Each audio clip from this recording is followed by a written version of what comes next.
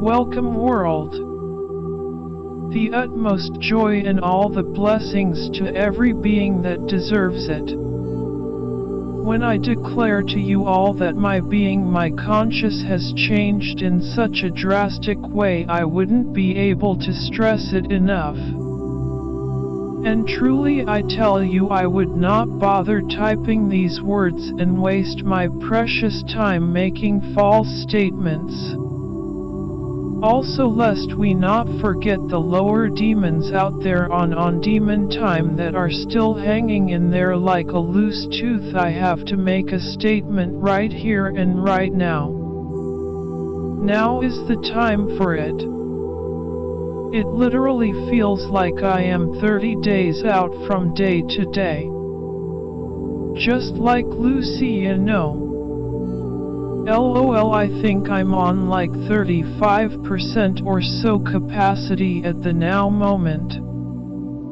I declare this not for a single person to believe me when I say this or anything for that matter. Not one single person's belief or opinion changes anything in my world. And by the way, this is addressed to whom it may concern, right? But tell me, please tell me, how in the wide world are you all able to live with yourselves, you know? Honestly, I was a small child. I swear to your God I would not and could not live with myself whatsoever, period. I was supposed to be taken care of, you know. Just like everybody else. WTF if it was you. It's so many of you people. But I really need to know the answer to this question, okay? How in the world, or heaven or hell for that matter, do you all think you can have or gain or live a good life or be happy or more or less make it through the gates of paradise? Like how in the world can you have or gain any good by making a conscious decision and then carry it out, therefore aligning yourself with condemnation by choosing to participate in evil and diabolical things? That makes absolutely no sense at all. Good bad, you all are aware that those are polar opposites? Like WTF? You actually believe in your heart that you will be prosperous and happy and healthy and live a long life doing such horrible acts, you know. It's all fun and games until it's not, right? Right, and to make it so much more worse, you people actually come together to do these things and make these decisions, and the worst part of all, you people, I mean you low-level demons, you all carry out these absolutely evil acts and then so well hide your hand. Come on now, people. Why in the fuck, excuse my French, would any person do anything to another being that the person would not want done unto you? Retarded. Any living being at this point that is still taking away from life at this point in time will not in no way, shape or form carry on to this golden age, also called heaven on earth, but to each its own, I guess.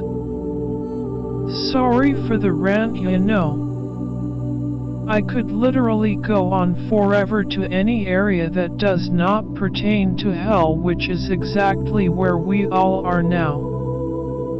Nonetheless, I wish all well, the good and the horrible. Woe to those in need of an advocate. Woe to those in need of grace. The Gnostic Gospel of Philip, Part 6. kah'rah-ehlω. The eighth wonder of the 5D New Earth. Guardians of the Depths. The spire finally loomed before him, a colossal obsidian monolith piercing the suffocating darkness. It pulsed with a faint internal luminescence, a heartbeat in the silent depths. But it was not the spire itself that commanded his attention, it was the guardians. Two colossal entities born of the primordial chaos that had birthed the abyss stood sentinel before the entrance, their forms defying earthly comprehension. One resembled a mountain range rendered sentient, its peaks jagged teeth tearing at the abyssal darkness. Each peak pulsed with a malevolent inner light, shifting and swirling like a nebula compressed into a physical form. From the chasms between these peaks a constant low moan emanated, a sound that vibrated not just in kah'rah-ehl's aka the captain of the planet, aka the Stormbringer, aka the Selected One, aka Prometheus incarnate, aka the Bringer of Light, aka LOL. It matters not what a person calls a thing, it therefore does not change what it is. In kah'rah-ehl's ears, but deep within his bones, a resonance of primordial sorrow and unimaginable rage. This was the mourner, a being sculpted from the very anguish of the deep. Beside the mourner stood the weaver, a being of pure shadow and light, its form constantly shifting, impossible to truly perceive. It appeared and disappeared within its own form, a living paradox of existence and non-existence. Tendrils of pure darkness thick as pythons snaked from its ever-changing silhouette, weaving themselves into patterns of impossible geometry.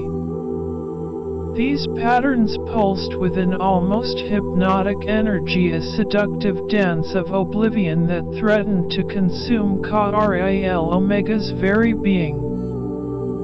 The air itself crackled with the weaver's power, a silent threat that hummed just beyond the threshold of hearing.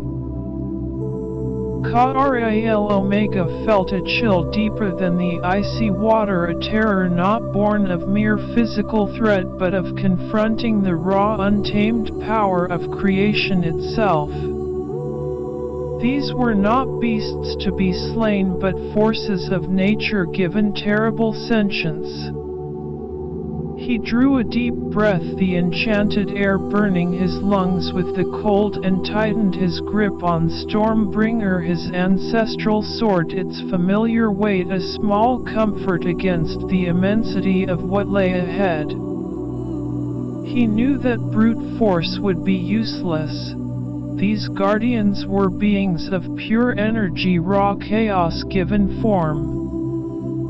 He needed a different kind of weapon. He needed understanding. He approached cautiously. Stormbringer held before him not as a weapon of aggression but as a shield against the overwhelming power emanating from the guardians. He spoke, his voice echoing eerily in the vast cavern. I come not to conquer but to plead. I seek the keeper not to challenge but to beseech.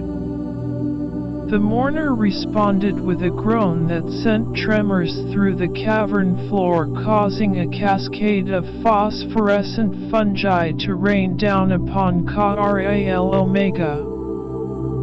The sound itself seemed to tear at the fabric of reality, a lament for a lost age, a despair that resonated with the deepest recesses of the soul.